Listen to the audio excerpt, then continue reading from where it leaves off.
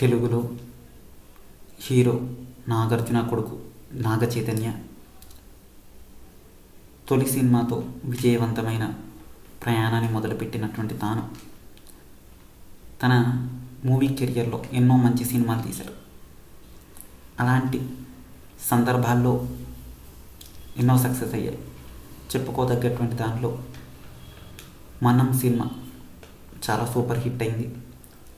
అదే కోవలో వెంకిమామ వెంకటేష్ హీరోగా ఇద్దరు డ్యూయల్ రోల్ పోషించినటువంటి సినిమా కూడా సూపర్ డూపర్ హిట్ అయింది. బేషజారు లేకుండా మంచి కామెడీ అందిస్తూ చేసినటువంటి సినిమాల్లో మెజారిటీ విజయవంతమైనటువంటి సందర్భాలే ఎక్కువ. అటువంటి సందర్భాల్లో నాగ చైతన్య ఇప్పుడు కొత్తగా దిగబోతున్నటువంటి సినిమా తెండెల్ సినిమాలో తాను నటిస్తూ ఉన్నాడు హీరోగా. హీరోయిన్గా సాయి పల్లవి చేస్తోంది.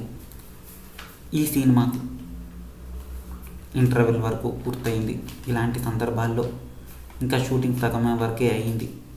అయినప్పటికీ ఈ కథ నచ్చిందో లేకపోతే ఇతర విషయాలు తెలియదు కానీ నెట్ఫ్లిక్స్ ఏం తెలిసింది ఏంటో తెలియదు. ఈ సినిమా సెంటర్లో ఉండగానే నెట్ఫ్లిక్స్ అనే సంస్థ 40 కోట్లు ఇచ్చి ఓటీటీ రైట్ను సొంతం చేసుకుంది. నాగ చైతన్య హైయెస్ట్గా ఒక సినిమా రన్నింగ్లో ఉండగా ఇంత 40 కోట్లు పెట్టి నెట్ఫ్లిక్స్ అనే సంస్థ ఓటీటీ రైట్స్ దక్కించుకోవడం ఇదే తొలిసారి. దీంతో తాను ఆశ్చర్యానికి ముందు గురయ్యాడు. అయితే తన ఫ్యాన్స్ మాత్రం ఇంత ఎంజాయ్ చేశారు. ఎందుకంటే మాకు నచ్చినటువంటి హీరో మొదటిసారి ఇంత విలువ కలిగినటువంటి మార్క్ దాటగలిగారని సంతోషించిన సందర్భాల్లో ఈ మూవీ మీద అంచనాలు మరింత పెరుగుతూ ఉన్నాయి. అయితే ఈ మూవీలో సంగీతాన్ని ఇస్తున్నటువంటి వాళ్ళు దేవిశ్రీ సంగీతం ఇస్తున్నటువంటి సందర్భం. దేవిశ్రీ ప్రసాద్ అందరికీ తెలిసిందే, మంచి సంగీతాన్ని ఇస్తూ ఉంటాడు. అయితే ఇప్పుడు కూడా అలాంటి మ్యాజిక్ ఏదో ఉంటుందని తెలుసుకోవాలి. అంతేకాకుండా సాయి పల్లవి మంచి డ్యాన్సర్. సాయి పల్లవి నాగ చైతన్య కలిసిన సినిమాలు ఇంతకుముందు వచ్చాయి. అందులో కూడా తన డ్యాన్స్ పర్ఫార్మెన్స్కి ఫిదా అయిన వాళ్ళు చాలామంది ఉన్నారు. అదేవిధంగా ఫిదా అనే మూవీ కూడా సాయి పల్లవి మంచి డ్యాన్స్ పర్ఫార్మెన్స్ చేసింది. అట్లా డ్యాన్స్ కోసం కూడా సినిమాలలో అట్రాక్ట్ చేసినటువంటి చరిత్ర సాయి పల్లవికి ఉంది. ఇప్పుడు మళ్ళీ కూడా అటువంటి ఒక మంచి డ్యాన్స్ పర్ఫార్మెన్స్ కావచ్చు, లేకపోతే యాక్టింగ్కి సంబంధించి గుడ్ రోల్ ప్లే చేయనున్నట్టుగా తెలుస్తుంది. ఈ సినిమా మంచి ఎమోషన్తో క్యారీ ఫార్వర్డ్ చేయగలుగుతుందని, హాస్యాన్ని అదేవిధంగా కథలో ఎమోషన్ని రెండింటిని బ్యాలెన్స్ చేస్తూ ఈ సినిమా రానుందని తెలుస్తుంది.